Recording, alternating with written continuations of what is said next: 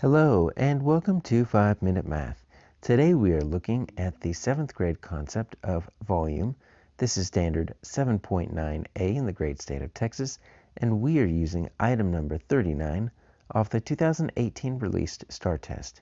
If you have not done so already, please go ahead and take a moment to pause the video, work this problem out on your own, unpause it, and then we will look at our answers together. So we have some dimensions of a square-based pyramid. So we've got our square down here. They're shown, so we just know that each side is 9 meters. We've got the height. So they didn't really give us the height in the picture, but if you wanted to kind of visualize it, it's usually a little dotted line. It comes just to the middle, and it's got a little bit of square right there. So that kind of shows you that it's invisible, but it's going into a perpendicular to the base. And they give it to you. It's 7.5 meters. So we simply need to find the volume of the square pyramid. Now, the volume of a pyramid is kind of a strange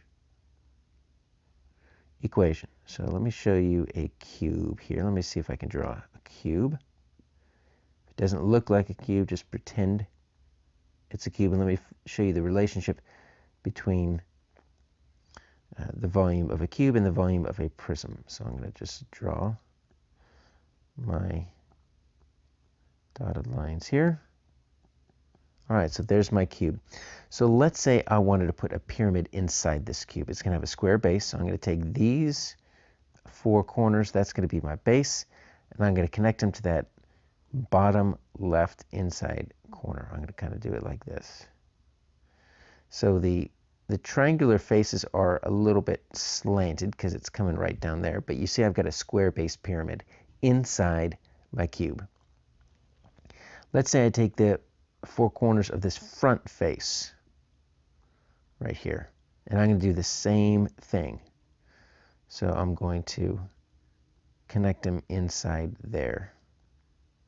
Well, as you can see from my very first pyramid, I've already got my top face as a base, and from my second pyramid, right, I've got my front face as a base, and now from my first and second, my first pyramid had half of that side, my second pyramid had half of the side, and now I've got half of the bottom.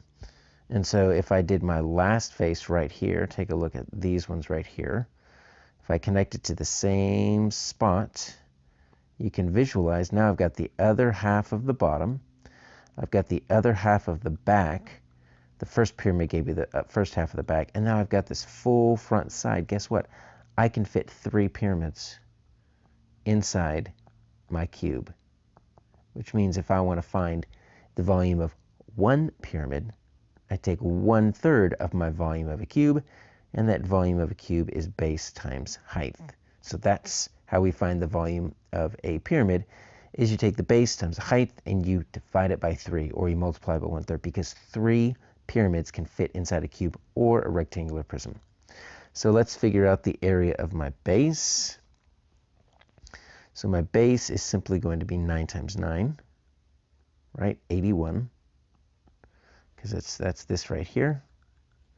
And then I've got my 7.5, so they're going to make me do decimals a little bit. That's my height.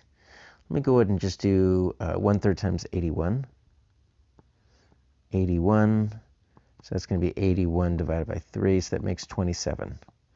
All right, so my volume equals 27 times 7.5. That's a little bit more manageable. Let's see if we can do that. 27, 7.5. I'll just pretend like it's 75. I'll deal with that decimal at the end. 5 times 7 is 35. 5 times 2 is 10. 3 is 13. 7 times 7 is 49. 7 times 2 is 14. Add the 4. 18. 5, 2. That's 10. All right, 20, 25. But remember, we had 1 digit behind the decimal in our factor, so we need 1 digit behind the decimal in our product.